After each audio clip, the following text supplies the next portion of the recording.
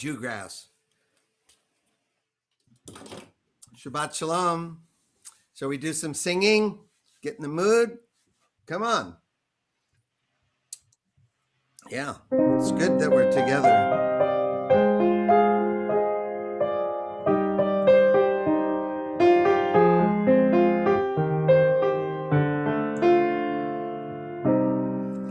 הנה מה טוב ומה נעים, שבת אחים גם יחד. הנה מה טוב ומה נעים, שבת אחים גם יחד. הנה מה טוב, שבת אחים גם יחד. הנה מה טוב, שבת אחים גם יחד. הנה מה טוב מה נעים, שבת אחים גם יחד. הנה מה טוב מה נעים, שבת אחים גם יחד. הנה מה טוב ומה נעים, שבת אחים גם יחד. הנה מה טוב ומה נעים, שבת אחים גם יחד. הנה מה טוב, הנה מה טוב, יא לה לה יא לה לה לה לה לה לה.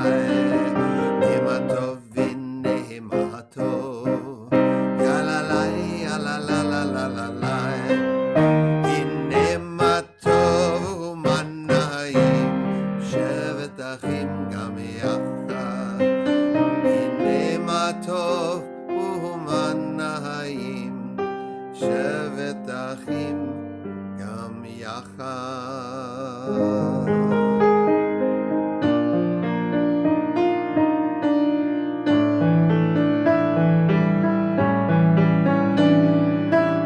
הנה מה טוב ומה נעים, שבת אחים גם יחד. הנה מה טוב ומה נעים, שבת אחים גם יחד. הנה מה טוב ומה נעים, שבת אחים גם יחד. הנה מה טוב ומה נעים, שבת אחים גם יחד.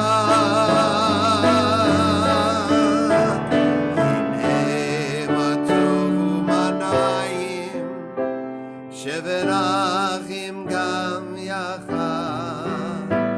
הנה מה טוב ומה נעים, שבת אחים גם יחד.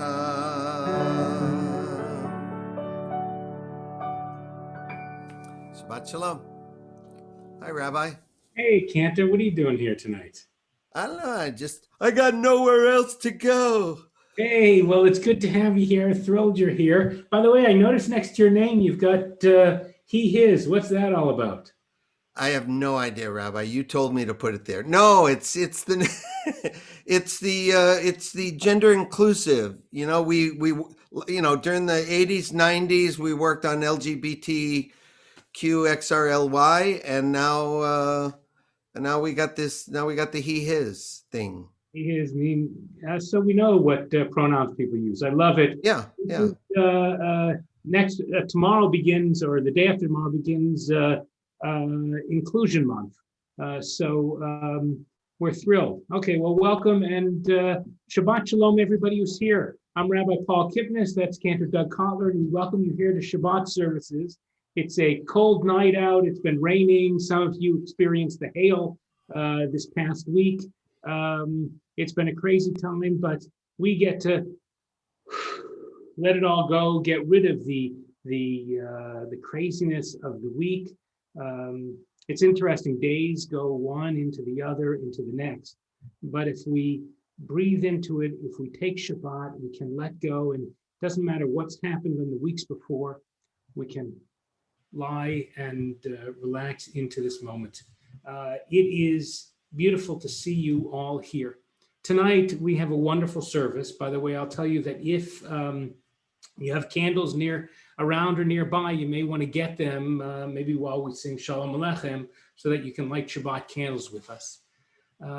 Tonight, we're going to hear from a number of our congregants, some perspectives on where God is during this pandemic. Each has a fascinating story or perspective, and so we invite you to enjoy that.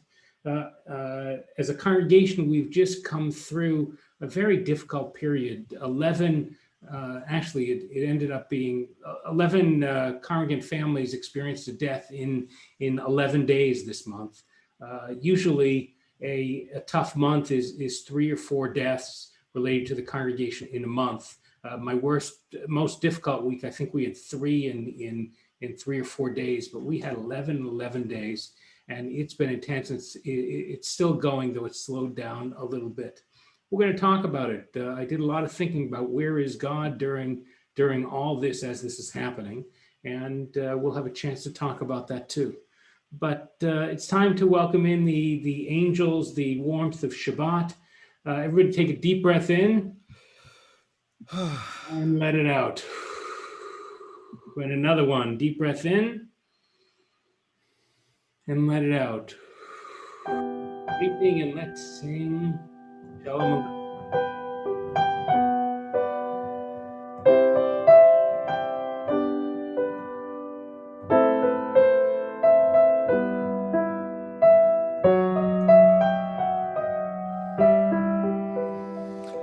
So this week is Debbie Friedman's yahrzeit. She was a colleague of mine, a very important composer, songwriter of Jewish music. This melody for Shalom Aleichem is hers. We'll begin with a melody of hers, and right after Kaddish, I'll sing Oseh Shalom, a melody of hers. Important and pivotal for several reasons. She championed women's inclusion in the Jewish clergy, and she was gay, and during a time when it was not as accepted as it is today. She championed gender issues as well. She wrote the Misha Berach that we'll sing later on, the Misha Berach melody as well.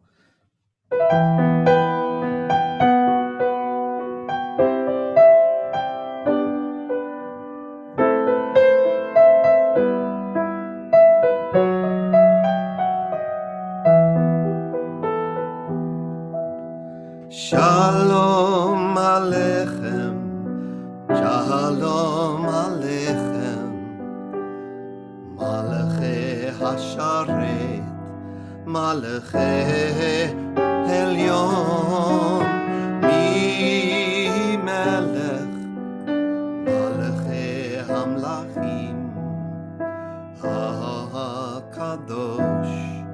HaKadosh Baruch Hu.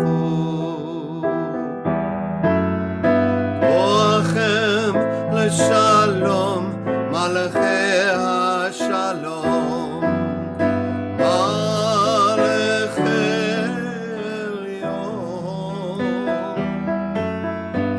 Mi Melech, Malachei Hamlachim, HaKadosh Baruch Hu,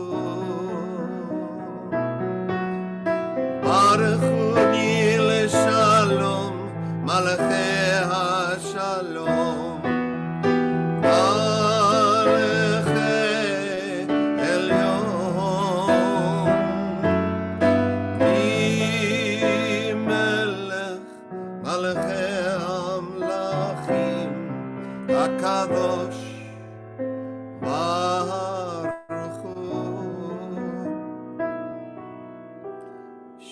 Tzitchem l'shalom, Tzitchem l'shalom, Malachei HaShalom, Malachei Elyon, Mi Melech, Malachei Hamlachim,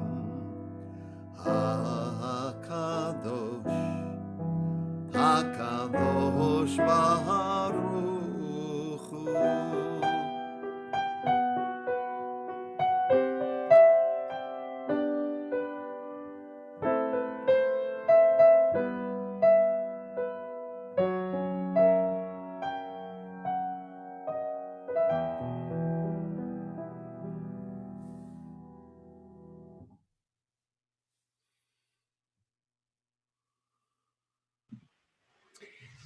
And so during this past month, during the craziness of and sadness and intensity of all this loss, I realized it was time to have that conversation with our Creator, with the one that I was putting off. Between my sadness, the busyness of being a rabbi during rapidly rising number of really sad situations, and my growing anger at El Shaddai, the Most High, the supposed healer of all, I knew it was time to talk. So I made an appointment with the all-knowing Almighty to illuminate the inner struggle in my soul, wanting to give the Holy Blessed One the benefit of the doubt. And because I prefer to kvel, not kvetch, to praise, not complain, I set out to start slowly, to share my silence. Tonight, I will share during services my conversation with the Creator and the Creator's response to me. It was not the conversation I expected. It didn't go as I thought it would, but it was powerful and I learned a lot.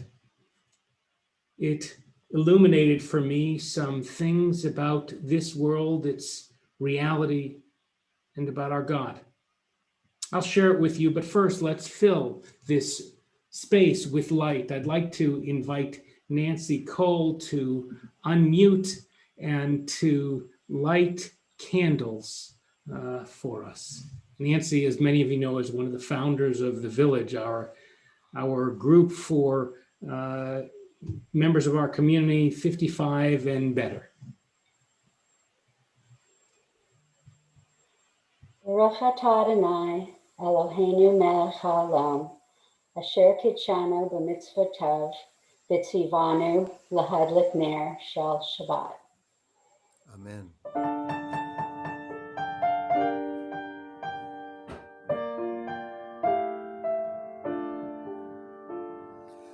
La la la la la la la la la la la la la la la la ya la la la la ya la la la la ya la la la Baruch atah Adonai Eloheinu melech haolam asher kiddushanu b'mitzvotav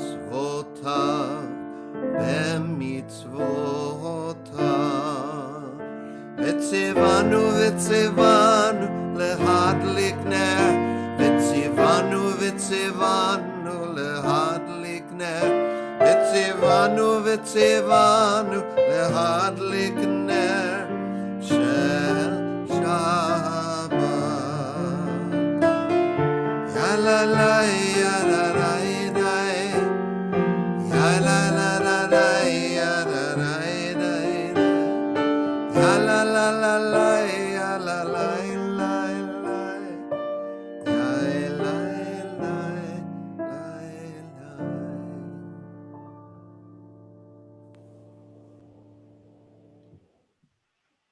We're going to hear now from one of our congregants, Adrian Stern.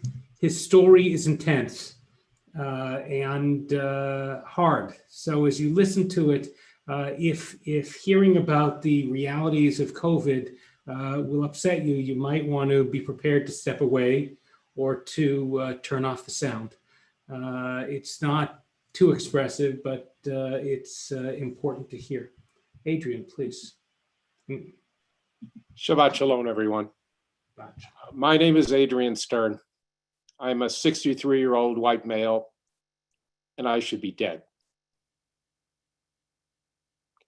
Until November 30th, 2020, I lived a pretty unremarkable life, I thought. I love my wife, my children, my granddaughter. I worked hard at my profession to be a good provider. I was active on charitable boards and in my community. Melinda and I loved to travel, a good meal, and a great bottle of wine. Life was good. Through a long series of events, I ended up in the hospital for abdominal surgery. The surgery was longer and the damage was more extensive than was expected, but ultimately successful. While hospitalized, I somehow contracted the COVID-19 virus, and I found myself falling deep into an abyss with no bottom in sight.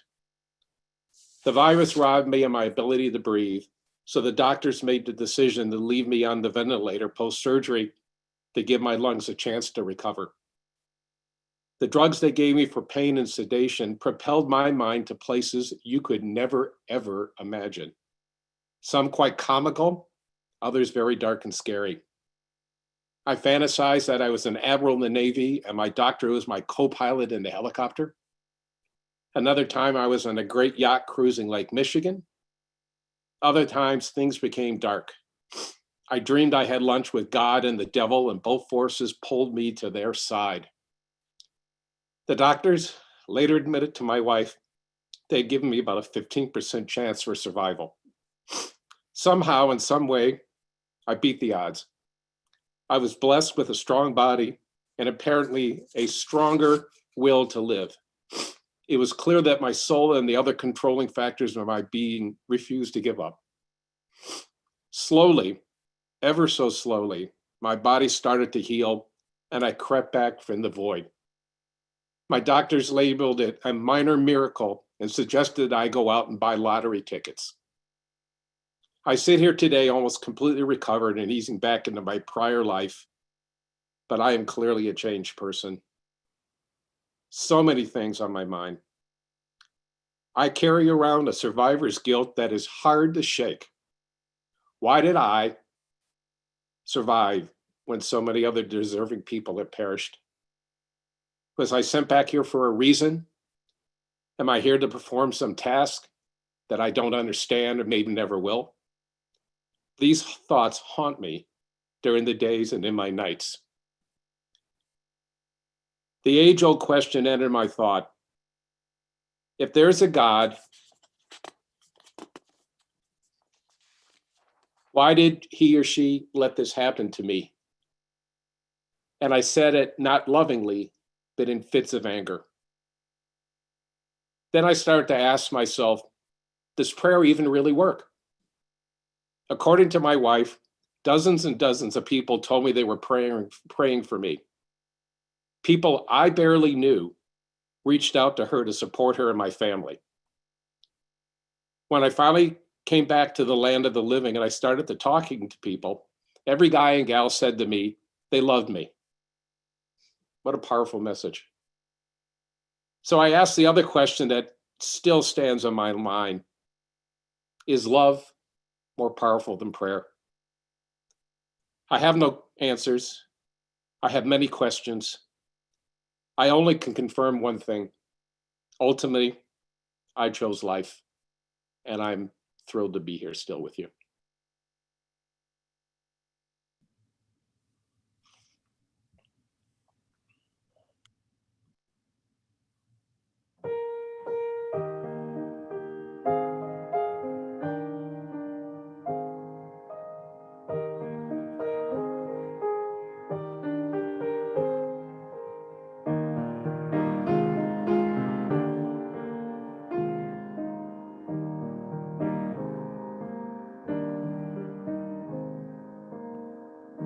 There's a hole in the universe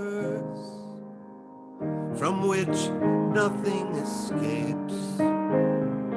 Things fall through to the other side, come out in different shapes. Who made the earth and sky? What makes the planets spin? Where did they come from? How did it all begin? The stars in the sky send out a flare. as they burn into ash. Their light bears a message of yesterday's news. All things must pass. Who is beyond all time? Where is the end of space? What lives forever? Why is it all in place?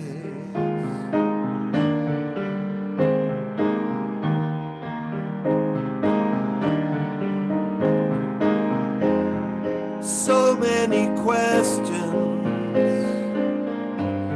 and so little time to ask them. Blessed are you, Adonai.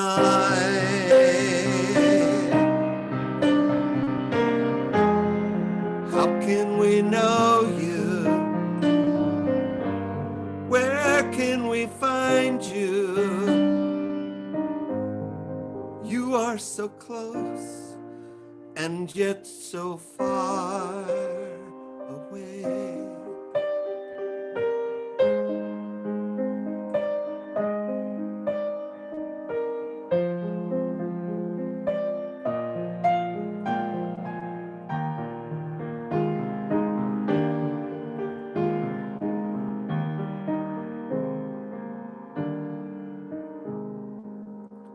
A tiny egg, a little seed. Life begins with a breath. For 6 long days, the work is good. And on the 7th, there's rest. Who is the source of life? What makes the seasons flow? Where do we come from? When will we ever know? Baruch Hu et Adonai HaMevorach. Baruch Adonai HaMevorach Leolam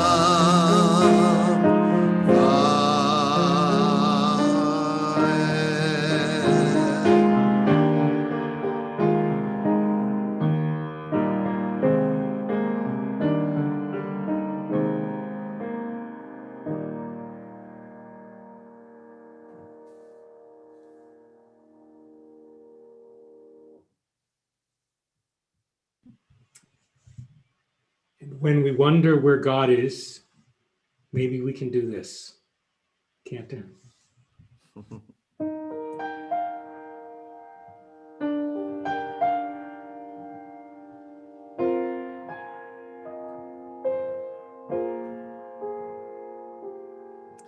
If you're lost, you feel afraid, and you don't know what to say, then listen to our God. Is there a question on your mind? Is the answer hard to find? Then listen to our God. Listen with all your heart and soul, and with all your might. Write them and learn them and teach them well, every morning and night.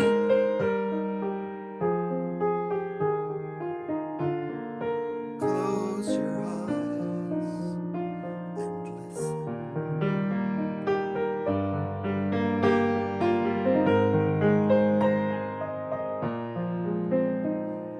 Quiet yourself, there's nothing to say. Stop all the chatter, it gets in the way. And listen to our God.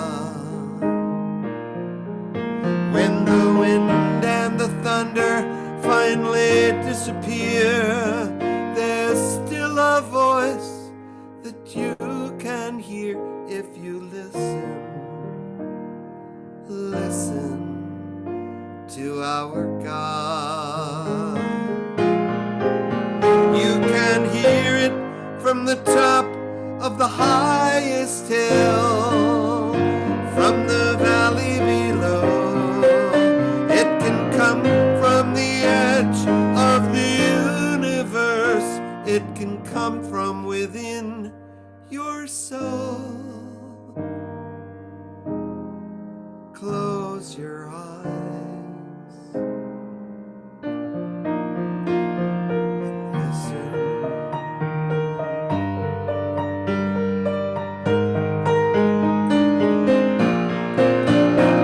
Shema Yisrael, Adonai Eloheinu, Adonai Echad. Baruch Shem Kevod Malachuto Leolam Vaed.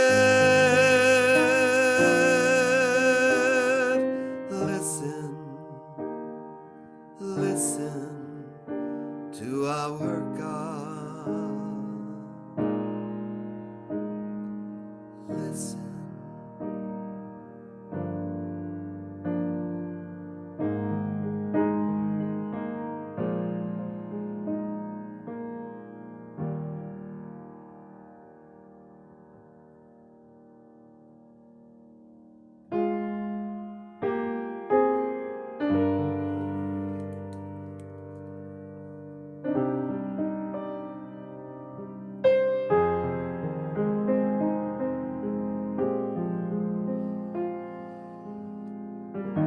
Mi chamocha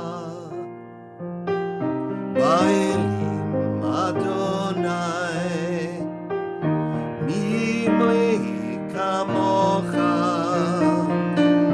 nedar bakodesh, nora tehilot osef melech. Adonai imloch leolam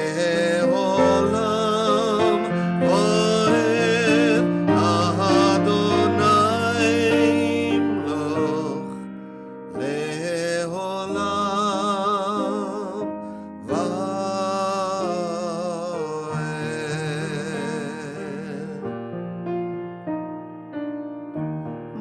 Malchutcha ra'u vonecha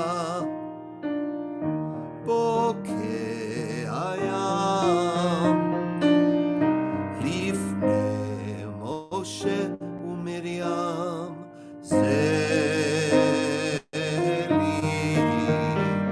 anu ve'amenu Adonai imloch leolam vaed. Adonai imloch leolam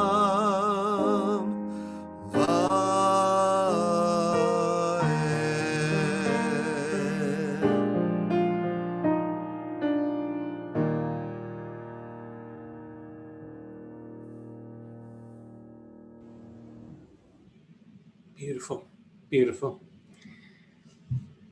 Our congregant, Samantha Bookman, is a licensed marriage and family therapist.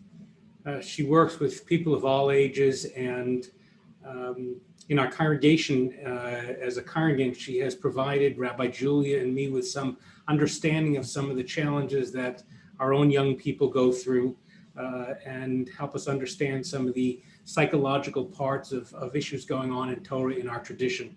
But in her professional life, she is seeing all the mental health issues that come around the work with COVID, in this challenging time with quarantine and whatever. And I asked her what her perspective on where is God in all of this. And Samantha. Thank you. Shabbat Shalom. Shabbat Shalom. Looking at God's role in human suffering, many people find themselves with a dilemma. If God is all powerful and all loving, why do innocent people suffer? Some believe that everything is a part of God's plan, even the hideous things, and that we simply do not understand the plan. Having worked as a therapist with children who have faced the most horrendous types of abuse imaginable, and also having worked in a children's oncology department, this reasoning doesn't sit well with me. If God sees our anguish and could stop it, but God ignores it, or worse, has orchestrated it as part of a plan, then I believe God would be, by definition, evil. So that's the dilemma, which I first studied about in college with Rabbi Mordechai Finley. Turns out it has a name, and it's called the Epicurean paradox. The issue is, how can God be both all-loving and all-powerful if evil and suffering exist in the world? The answer I have come to is, I believe, deeply rooted in my experiences in the Jewish community. I answer the paradox by looking at the meaning of the word powerful. What does it mean for God, who is unknowable, to have power? In the places in my life where I have witnessed the most human anguish, I have also seen incredible acts of kindness and generosity. Wherever you look and see pain in the human condition, there is also love and caring. Whenever there is a disaster, why do humans run towards danger to help their fellow humans? Perhaps we are how God has power. My Jewish community is a community of action, not of sitting and wishing there was less suffering in the world, but in doing something to make that so. I don't ascribe to the idea that this pandemic or anything else is part of God's plan. I think the universe has forces of nature and human beings have free will, so tragic things will occur. But this doesn't mean that God has abandoned us either. How could we look at the frontline healthcare workers, the delivery people, the people stocking our grocery store shelves with food, the neighbors bringing each other needed items and checking in on one another, and the teachers managing to reach kids on Zoom, and say that God is not present? I see these heroic actions, tiny and huge, all as evidence that two things are true. One, God exists and is more loving than we can even begin to imagine. And God has power that is manifested through us. Thank you.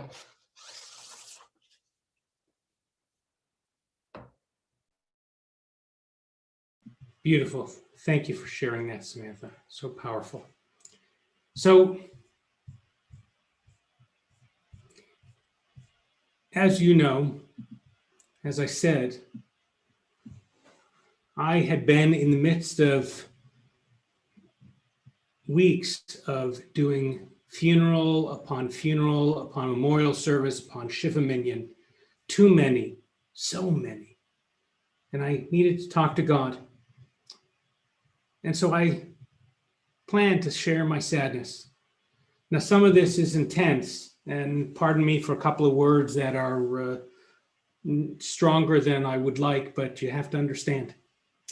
So I set to start out slowly, sharing my sadness. But right away, my release poured out as rage. God damn you, God. 11 deaths in 11 days? God damn you.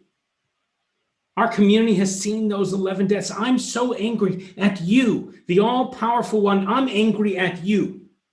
What kind of divine develops a world defined during the 21st century by the deaths of so many people?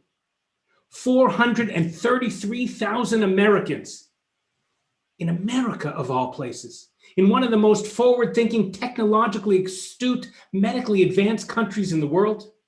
How do you explain that? And over 2.19 million worldwide, dead. What the heck is going on with you, God? Are we the modern equivalent of Noah's greedy generation, destined to be the detritus of your change of heart about humanity?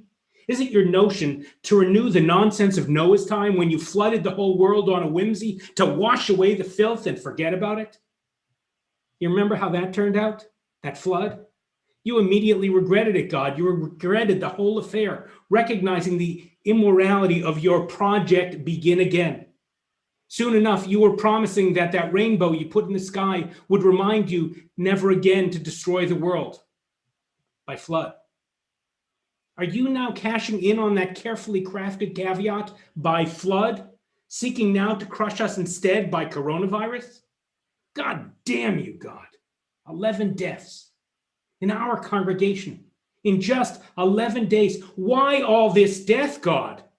What's your end game? Soon enough, after that outburst, I was spent, trembling too much from the rage that racked my body.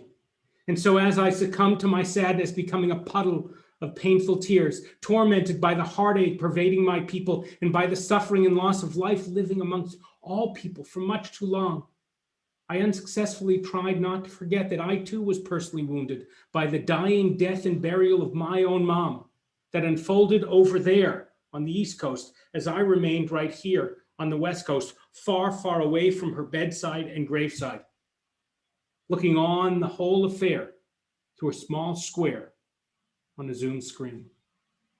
In between the tears and rage, I waited, hoping for, perhaps expecting, some sort of otherworldly utterance of acknowledgement, understanding, or even better, apology. I waited for God.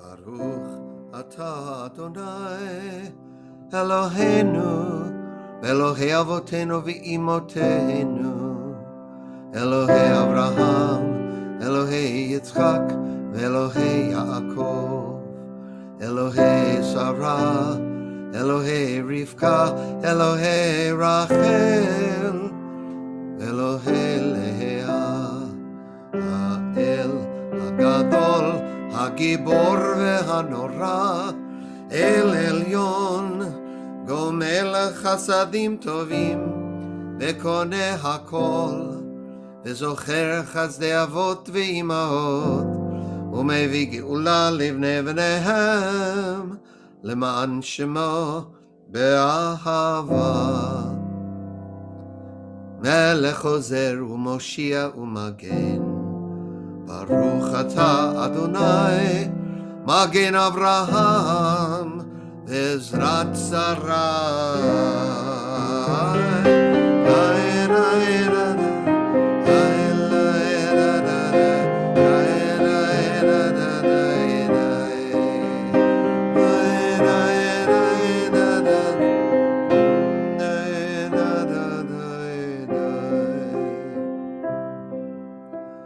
אתה גיבור לעולם אדוני מחיי הכל אתה רב להושיע מכלכל חיים בחסד מחיי הכל ברחמים רבים סומך נופלים ורופא חולים, ומתיר אסורים, ומקיים אמונתו לשני עפר.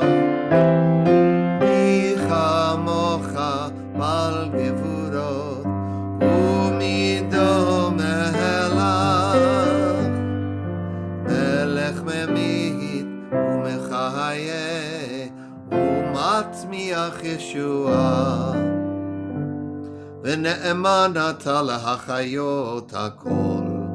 ברוך אתה אדוני מחיי הכל.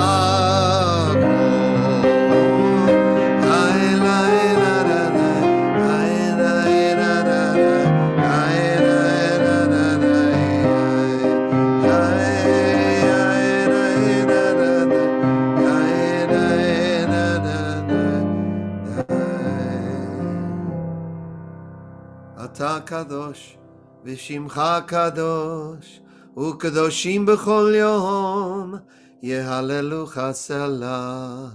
ברוך אתה אדוני האל הקרוב.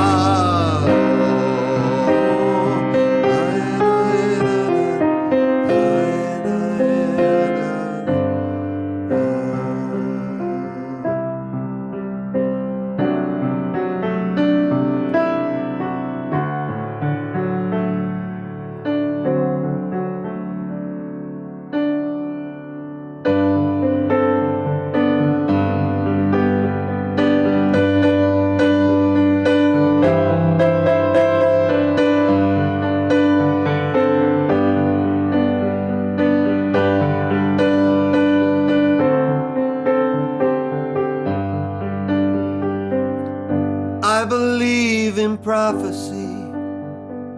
Some folks see things not everybody can see. And once in a while they pass a secret along to you and me.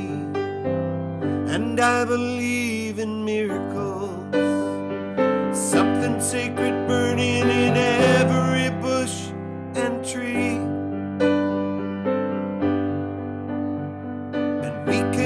Learn to sing the songs that the angels sing. And I believe in God, and God ain't me.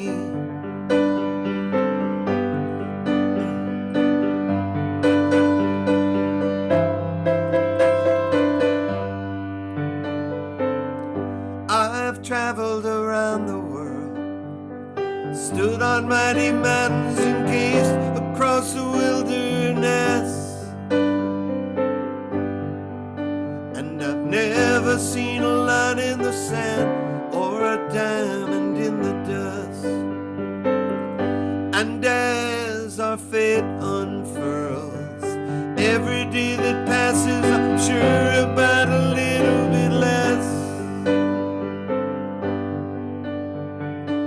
Even my money keeps telling me it's God I need to trust. And I believe in God, and God ain't us. God in my little understanding doesn't care what name I call. And whether or not I believe doesn't matter at all. I receive the blessings that every day on earth's another chance to get it right. So let this little light of mine shine and rage against the night. Understanding doesn't care what name I call. And whether or not I believe doesn't matter at all. Just another watching and wondering what I got. Maybe this is why I'm here on earth, and maybe not. And I believe in God, and God is God. And I believe in God, and God is God.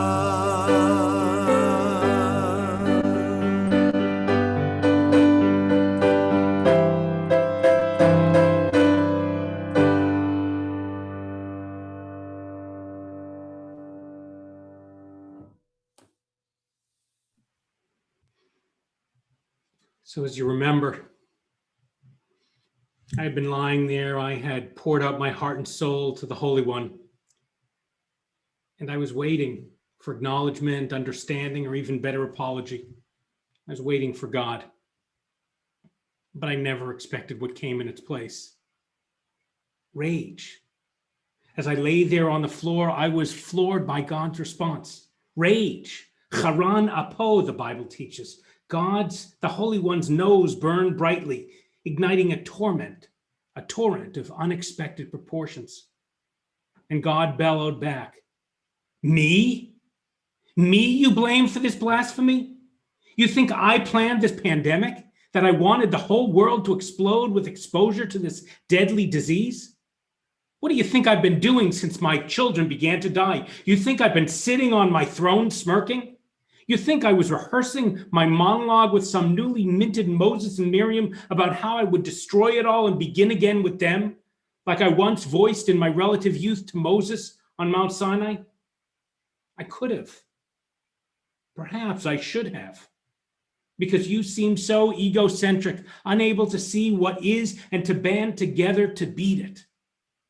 You think that the one who accompanied you through the wilderness in a pillar of fire by night and a pillar of cloud by day would just leave you alone to confront this challenge, intentionally intending for 2.19 million lives to end? As I told you before, death is the unintended consequence of granting you humans your precious free will. I, God, might be omniscient, all-knowing, omnibenevolent, all-good, but by agreement and by intention, I am no longer omnipotent, all-powerful. I release that power to you, my partners in creation, so you could get out of the garden and enjoy the fruits of your labors in life. Out of an imperfect existence, yes.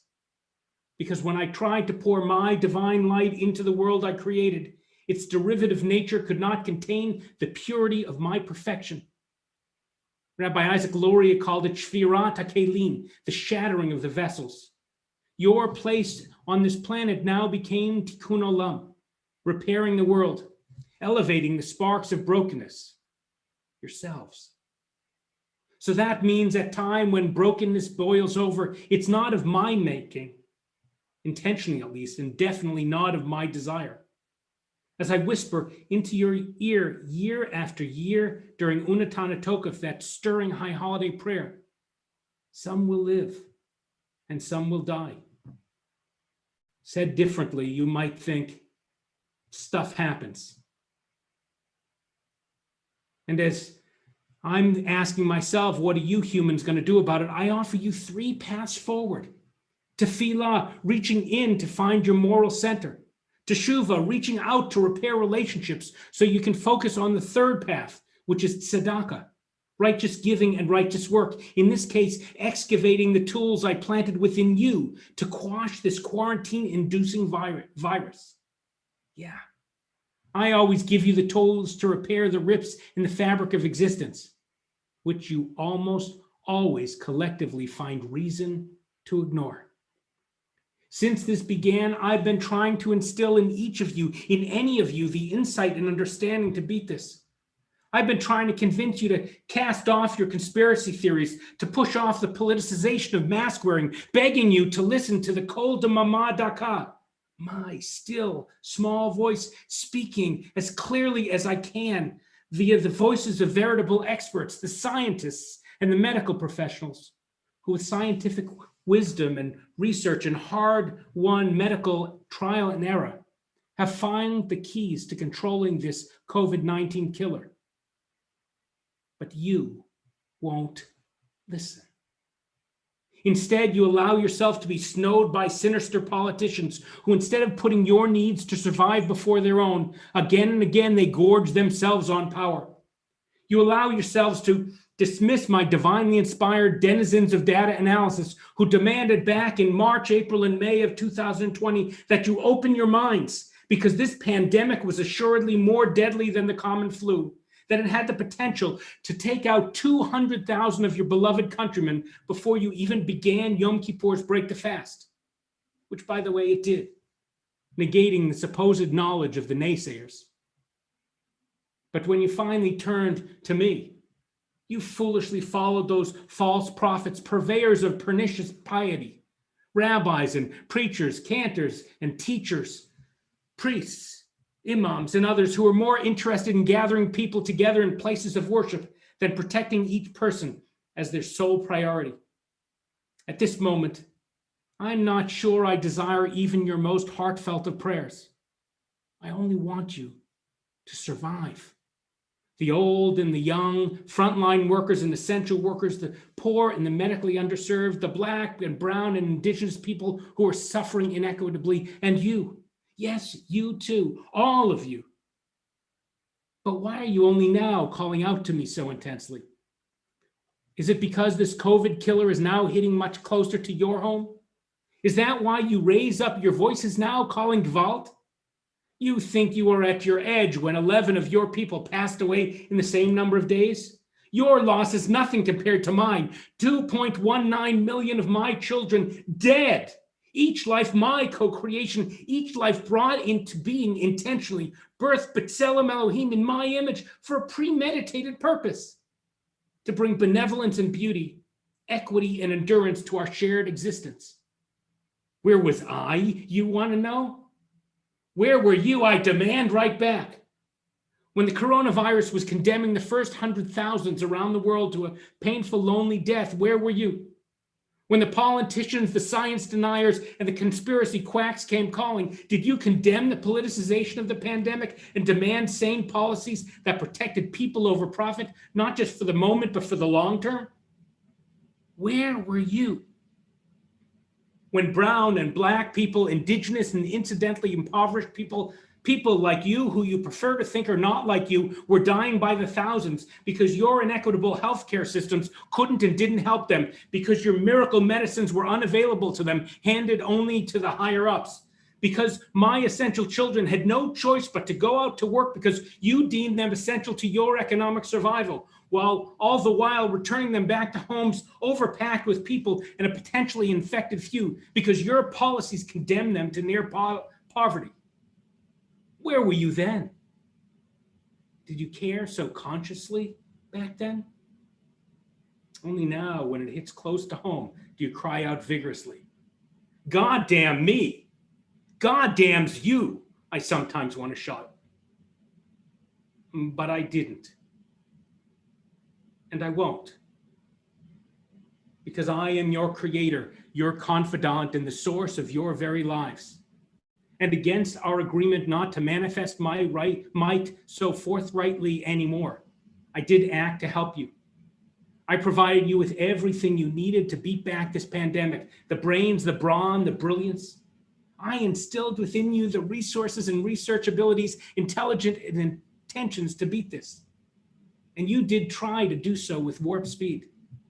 Now vigorously convince the anti-vaccine crowd, and more compassionately those who have well-earned reasons not to trust their government, that these vaccines are safe and necessary. Your brilliance is beyond compare. You create and surround yourselves with billion-dollar defenses, intricate radar installations that tell you when turmoil is approaching to terrorize you. You trust those expensive defenses. Now it's time to enlist the less expensive ones too. All you have to do to stay alive is to stay home, stay away, protect the unprotected, and wear masks, even those of you who are vaccinated. And plan for the rest of this pandemic now and the next one that's sure to come. Put your money where it's needed instead of where your mouths keep flapping. Strategically install straightforward defenses for everyone, medical, economic, and more, because each move, while a challenge to your economic well-being, is definitely proactively protective. And instead of listening to your politicians and preachers and the people who live next door who put personal privilege over mutual survival, trumpeting every man for himself, every person for themselves, demand everyone do their due diligence. You ignored the fact that each of you is interconnected to everyone else. Borders and bravado won't protect you, but benevolence and brainpower led by science and medicine will. God said, you know, I tear Kriya at every funeral. Yeah, I attend them all, God says, for people who adhere to every hope, creed, and religion imaginable, and the agnostics and the atheists too. My gown of glory is now a shredded schmuck from all that tearing, testifying to the turmoil I feel at our joint failure. So let's stop damning each other and stop blaming me. Now begin bringing blessings and praise for plans and procedures based in science and medicine. Spend the money and mask yourselves and sustain the separation so you all will survive. Is that too much to ask?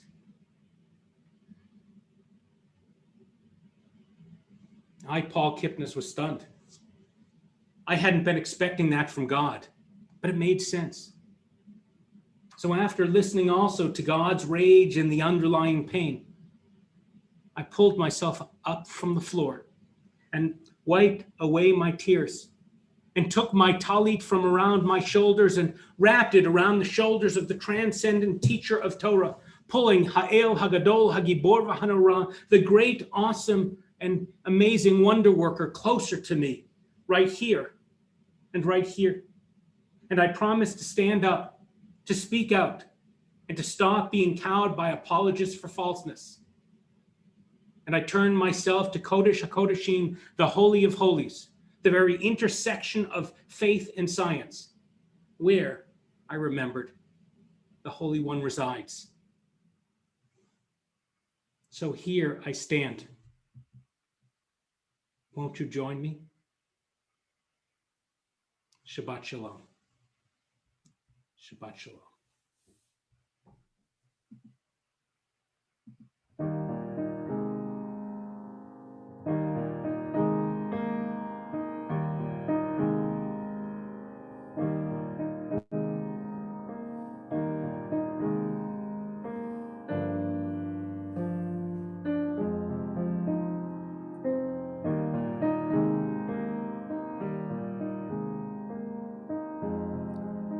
Tiny sparks become a world of light.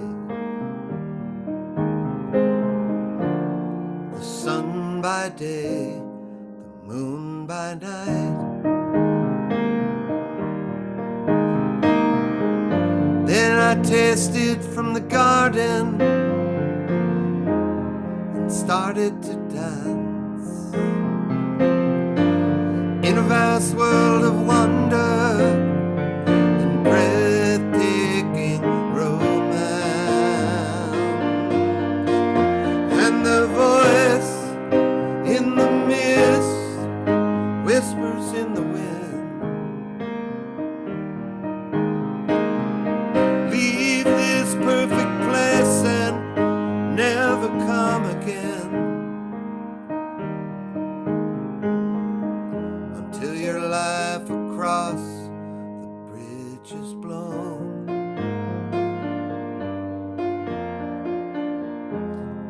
Do not be afraid, you're not alone.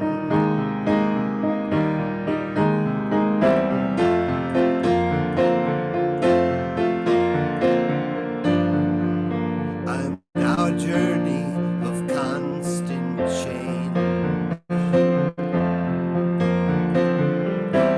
Force from familiar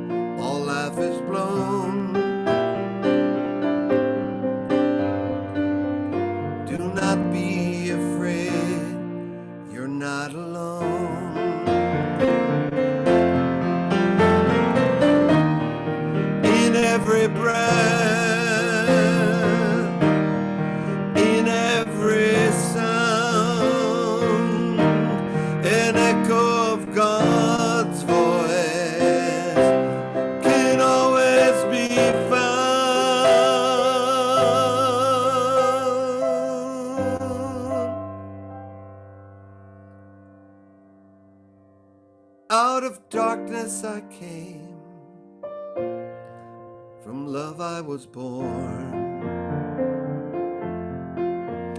And from all I hold dear, I know I'll be torn. But cognizance of changes comes with knowledge of choice.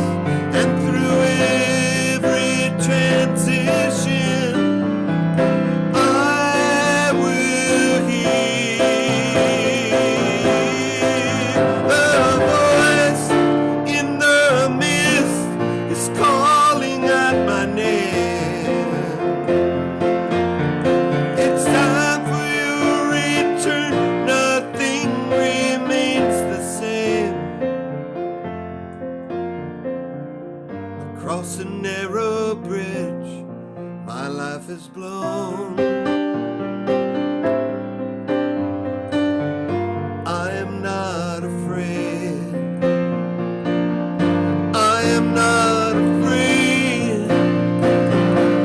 I am not afraid. I'm not alone.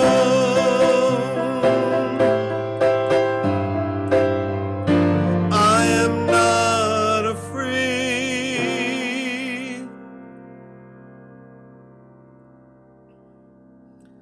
I'm not alone.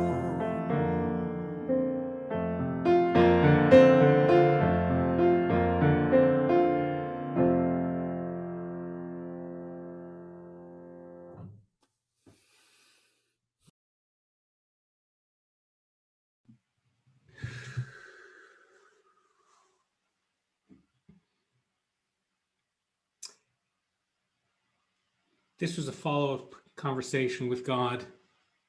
God and I talked many times. Those of you who got Orami's email today, take a look in it. There's a conversation we had after three people died in 1 week, including a 40-year-old and a member of the congregation and a teen from the local Jewish high school. And when that, I think it was a hurricane, hit Haiti and took out so many people. God and I had another conversation. I wasn't as upset. And God carried me through in a different kind of way. Take a read through it. It's time now to say a prayer for those who are struggling. Our hearts turn to all those members of our congregation. I think there are something like 14 or 15 or 16 who this month, since I think January 1st, have experienced a loss. Our hearts go out to all those who are struggling with COVID, with other illnesses, those facing surgeries, those dealing with loss, whether it's financial or emotional, relationships falling apart, or minds starting to forget. Our hearts go out in prayer to those who are hoping the world will be one way, and because it's not, are dealing with intense mental health challenges. Our young ones, yes, and our not so young ones too. In a moment, we'll pray. But remember, one of the best things you can do is reach out to one or two people, not just those you know well, but those more on the edges of your social circle. You just call and tell them you're thinking of them. See how they're doing, share how you are. That's how we lift each other up. That's how these hands become the hands of God, reaching out and lifting others up. And so we say a Misha Berach, a prayer. Those of you here in the chat, please add on Zoom, add into the chat, and those on Facebook, please add in on the comment section, those for whom you're asking for blessings of healing.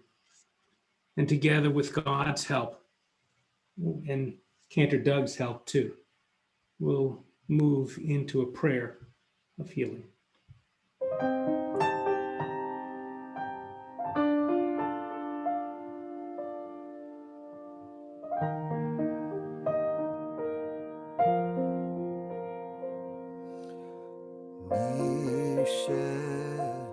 Berach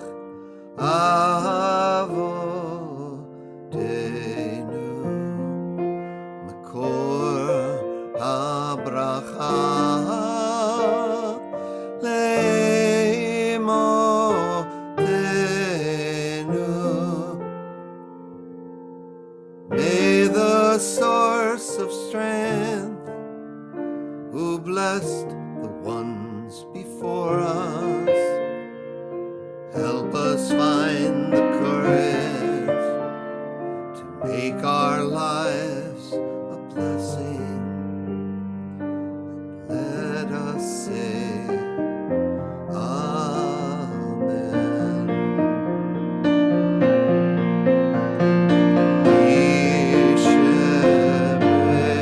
Yishemerach Imotenu Mekor Abracha Avotenu. Bless those in need of healing with refuah shlema, the renewal of body, the renewal of spirit, and let us say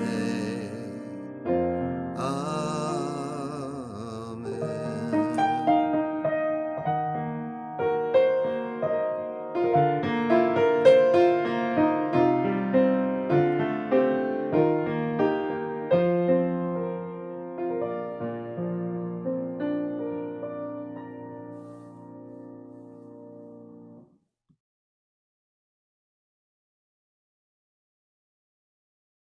Amen.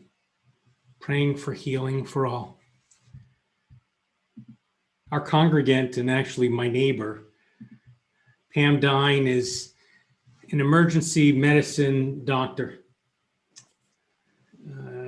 I asked her if she thought the work, or I told her the work she was doing is heroic. And at times she just said, I'm doing what I'm doing because it needs to be done.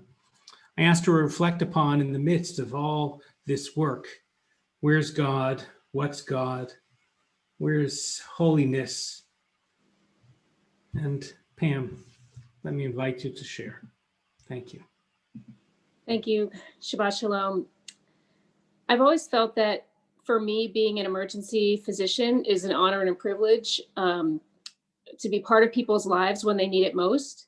And I've always felt that way. But during the pandemic, the pandemic has just really made me feel even more aware of that. I'm incredibly grateful that my chosen profession allows me to be so valuable and helpful to my fellow people during the pandemic.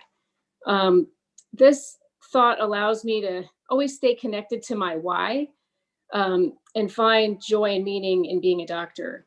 Many of my colleagues, emergency physicians, nurses, other frontline healthcare providers, have gotten really burned out. They're burned out because of all the sadness around them. And honestly, we have very little to offer to make people better for coronavirus. They get angry because circumstances could have been different if there'd been better leadership. They get frustrated at the constantly changing protocols and workflows, and just how we do everything is constantly changing throughout the hospital. But I personally choose to think that what I'm doing is very important and has inherent value. And this thought has really brought me a feeling of fulfillment and tremendous meaning, and has gotten me through some pretty objectively terrible shifts. Honestly, I hadn't thought about any of this being a form of Tikkun Olam until Rabbi Paul asked me to consider my work as holy work. And then it kind of all came into focus that way. So the holiness, I guess, is in the opportunity to use my abilities to be there for people in their time of need. Thank you.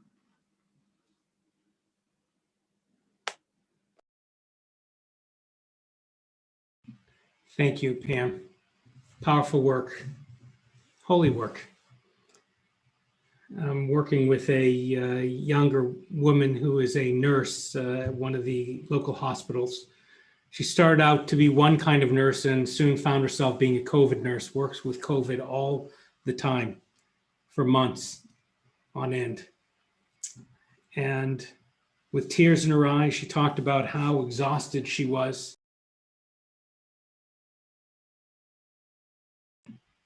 Sorry. She talked about, I'm working with could you hear any of that? Yeah, okay. Yeah, Rabbi, we just actually just lost a word or two. This young woman, the nurse, said she was said that the work is important. It's just what she does. She doesn't feel like a hero.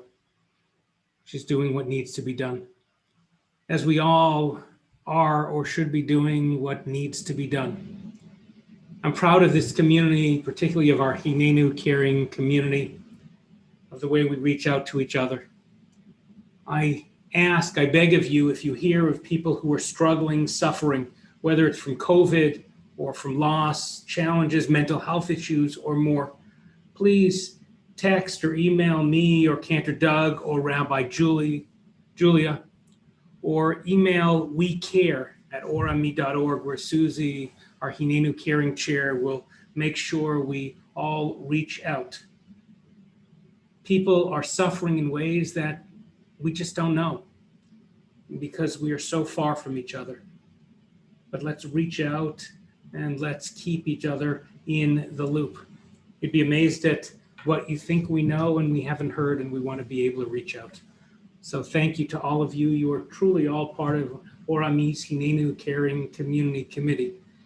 By virtue of this congregation, it's your role to reach out, to lift up, to love. So thank you for that. Well, there's a number of things going on at Orami that we want to share with you. Our Zoom master, Hallie Fromson, if you'll share the first of the slides. So first and foremost, know that we have this SOVA collection. It's not till March, but I figure if I tell you now, everybody will get ready.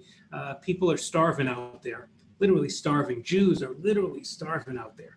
We do our best within the congregation, but let's fill up a truck again in March. If you're not sure you want to order food, we'll go shopping, order through Instacart and get it home and then drop it off, or we'll find a way for you to be able to donate. Next slide. Business Roundtable. If you are a business leader or a professional, or you're interested in business, or you just want to learn, come to this group every second Thursday. On the 11th of February, I'll be talking about the 14 Jewish words for joy. There are 14, and what that teaches us about how to face the challenges that pull us down. I'm joining. This is a nice spin, Rabbi, because I heard that there were 14 Jewish words for oi. Yeah, there's a little of both of those, Cantor. Very good. Okay, next slide.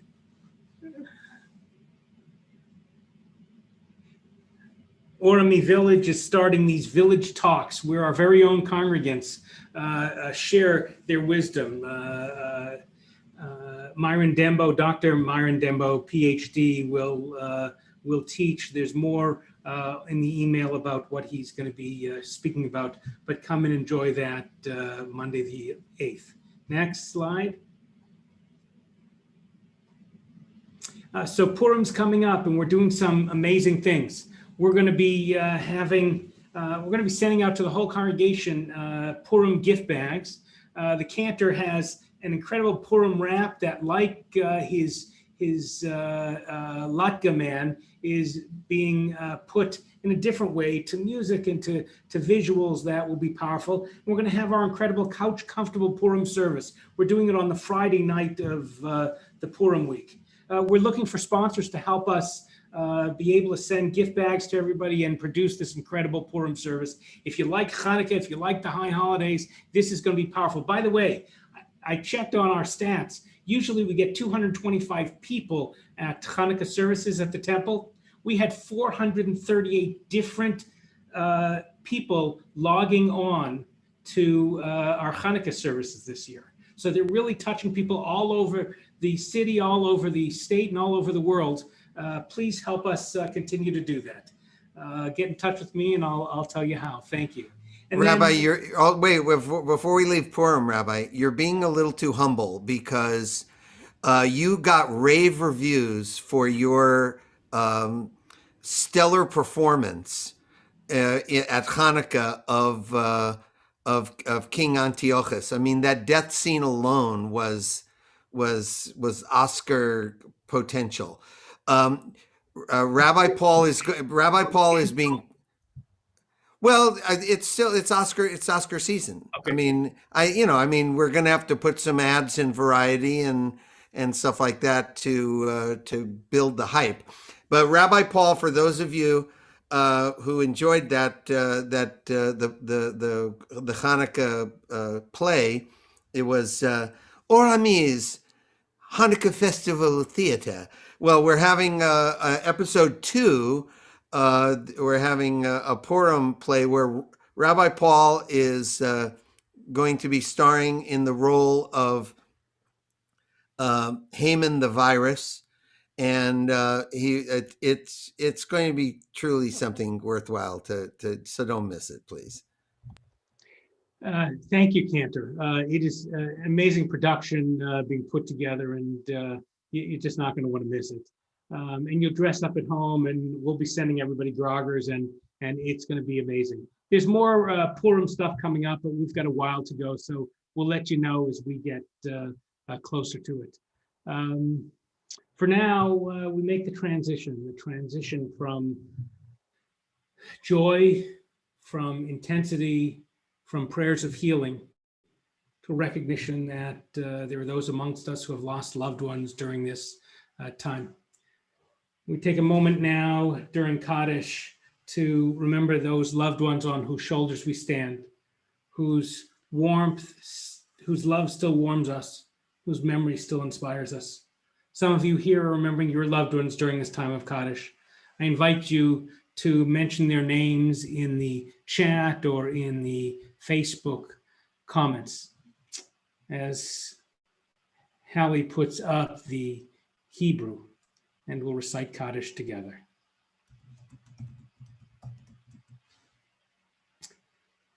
Yitgadal v'yitkadash shemei Rabbah be'alma divera chirutei v'yamlich malchutei b'chayechon u'v'yomechon u'v'chayei dechol beit Yisrael b'agalau v'zman kariv v'imru amen. Next slide. Yehei shmei Rabbah mevarach leolam u'lolmei amaya Yitbarach v'yishtabach v'yitpa'ar v'yitromam v'yitnaseh v'yithadar v'yitaleh v'yitalal shmei d'kudisha brichu le'ela min kol berchata v'shirata tushbachata v'nechamata dameran be'alma v'imru amen. Yehei shlama Rabbah min shemaya v'chayim aleinu v'al kol Yisrael v'imru amen. Oseh shalom b'mrumav, hu ya'aseh shalom. Aleinu v'al kol Yisrael, v'imru, amen. And the one who brings peace to the high heavens, bring peace to us, to all Israel and all the world, as we say together, amen. Oseh shalom b'mrumav, hu ya'aseh shalom aleinu.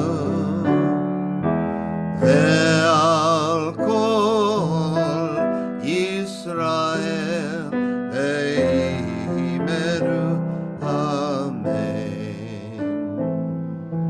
Oseh shalom b'mrumav, hu ya'aseh shalom aleinu.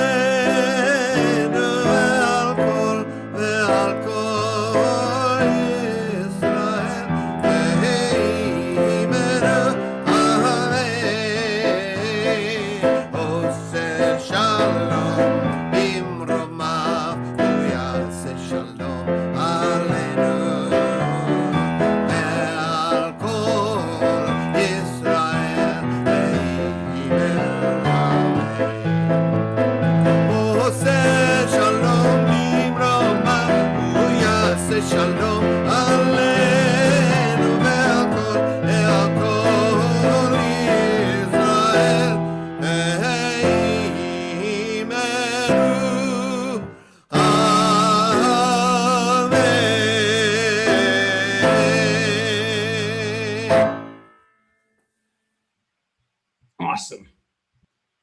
Amen. I want to let everyone know that there's going to be an incredible Shabbat service next Friday night, Friday, February 5th. One of Cantor Doug's favorite composers, his friend, Daniel Kainer, is coming in. We know his music from what songs, Cantor, that you sing? Well, I've been doing his music at the high holidays for, I don't know, the last 3, 4 high holidays. So Grateful, it's one of my favorites. On Yom Kippur, I did last year also. How We're Blessed, we did this year. There's just a number of, he's an amazing lyricist, and he's British. So it sounds amazing when he sings. So he'll be with us this coming Friday night. So join us for services and bring your friends. It's going to be amazing. And he's actually singing from London, so it's going to be like 4 a.m. for him. So he wanted to spend Shabbat with us. Had they not broken off from the continent? But we were the ones who broke off. Oh, we broke off. We broke off from them. Whatever. So anyways, we welcome him. Come join us. Let's, if you have loved ones close, hold them close. If they're not with you, do like I'm doing, hold them in my heart as we close our service by singing Hashkivenu.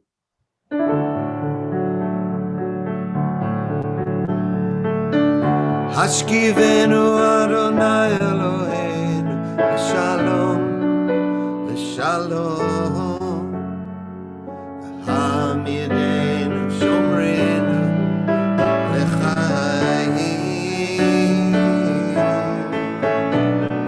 Ufros Aleinu Sukat Shlomecha, Ufros Aleinu Sukat Shlomecha. Amen. Come sit next to me. Shelter us beneath thy wings, oh Adonai. Guard us from all harmful things, oh Adonai. Teach us it throughout the night, till we wake with morning's light. Teach us daily wrong from right. Amen. Amen. Amen. Amen. Amen.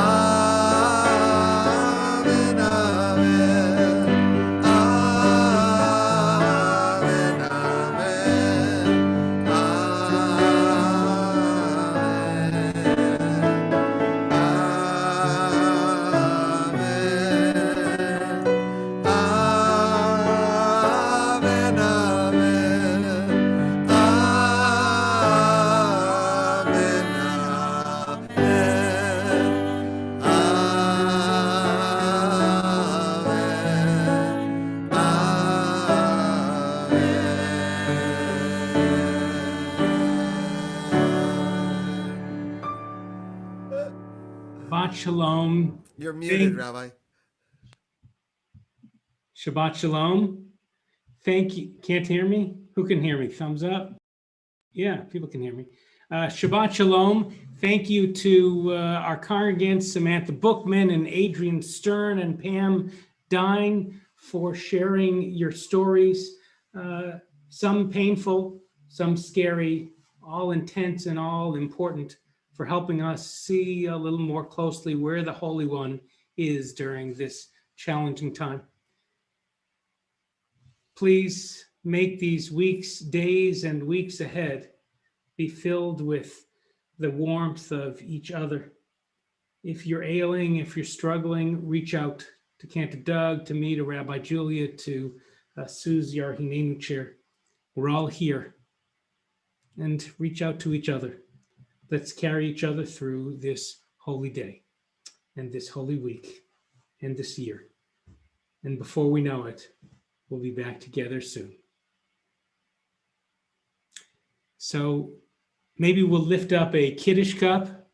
I'm going to pretend I have one. Baruch atah Adonai Eloheinu melech haolam borei peri hagafen l'chaim. Amen. Perfect. Oh, Thank the mosses got it going on. you. There you Good. go. Who has a challah? Anybody? Does anybody have a challah in the congregation? Anyone have one? Looking Michael Kaplan must have a challah. Oh, he's going to go get it. Michael Kaplan's running to go get it. Spotlight Michael Kaplan. Here we go. There it is. Wait. You had a challah? Yes. Michael. Oh, he's unwrapping it. Ooh, it's a fresh challah. Wait, I see another one too. I'm going to add them in. Oh, Rabbi Shauna and Isaac have a challah. I think there's another one out there. Wait, let me see. I'm looking. Anyone else? Who else has a challah? In Rabbi Jonathan Fish's congregation. Oh, wait. Ike and Brooke have a challah. Wait, I'll find them. Hang on, make them. I got them. There they are. Let's see it.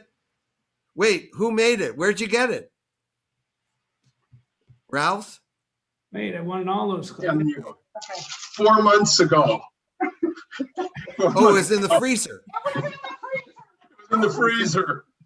Oh, wait, the Mosses have the, They have challah and they wine. hit the motto. You got the wine and the challah. Add in the spotlights. Hang on, there's more. Who else is a challah? I see Brinjagar. So Rabbi Jonathan Fish's congregation, they at the end of the service, I think Michael told us, everybody shows their challah, their freshly made ones. Technically, it's called, I forget the Hebrew term. It roughly translates as challah porn, but it's everybody showing off their chalot. So there you go. Does it count if we have half a challah? Yeah, who's got half a challah? Brammer. Wait, I gotta find you guys. Let's see. We're gonna add you in. I got him already, Rabbi. Just add them. Don't replace. Just add. I got him. Okay, so folks, remember that's perfect. You too can be part of Orami's post-services challah bonanza. Just get a challah and don't eat it all. I suggest you do what we used to do when we were kids, when no one was looking. Even before we said the blessing, we would reach in from underneath and eat the bottom and eat the inside. So the shell was there. No one could tell, but you could do it. Anyways, let's sing together. Cantor. Yeah, that's what my wife told me she used to do with the box of See's candy is like eat the bottom part of the See's candy and then put the candy back in the brown paper wrapper. Baruch atah Adonai Eloheinu melech haolam. Hamotzi lechem min haaretz. Amen. There's the Steve Candy. Thank you very much. I want to let everyone know. I don't even know how to do this anymore. Thank you all. We're going to remove all the spotlights. Cantor, help me with this. Remove spotlights. Thank you all for joining us for, I should have taken a picture of that next time. We will join you all, be together for Shabbos next week. Thank you for being with us. We'll hang out for a couple of moments for people to say a quick Shabbat Shalom, and then head off, have dinner, relax, have a conversation tonight with God of thanks, of praise, of kvetch, of condemnation, of whatever. God can handle it all, or at least I'm still here, so God didn't get that pissed at me. And thank you for being here. I miss y'all. We'll be together soon. Shabbat Shalom. Shabbat Shabbat shalom. shalom. Shabbat shalom, everybody. Shabbat shalom. Shabbat shalom. Shabbat shalom. Shabbat shalom. Shabbat shalom, everybody. Shabbat Shalom. Shabbat Shabbat shalom. shalom. Shabbat shalom. Shabbat Shalom, Ellen. Shabbat Shabbat shalom. Shabbat shalom, Rabbi. Shabbat shalom. Shabbat Shalom. Shalom, Rabbi. Joe, good to see you, Kathy and Richard. Shabbat Shalom. I think I saw the Mosses out there, Cynthia and Shabbat Shabbat shalom. shalom. Shabbat Shalom. Doug. There's the Bramers. Shabbat Shalom. Shabbat Shalom. Shabbat Shalom. New Thank to you, the- Rabbi. New to the synagogue, and you're already here on the big screen. So good to you. Shabbat Shalom. Shabbat Shalom. Shabbat Shalom. You out there, so good to see you still. Hi, Marianne. Shabbat Shalom. Should we go? I think Barbara's out there. Thank you. Yeah. Fantastic job Zoom mastering. I appreciate it. I have to make sure I tell Lizette about this gig. Let's remind each other during the week. And you can drop off now. I got it. And Shabbat Shalom, everybody. I'm going to close on out. So Shabbat Shalom.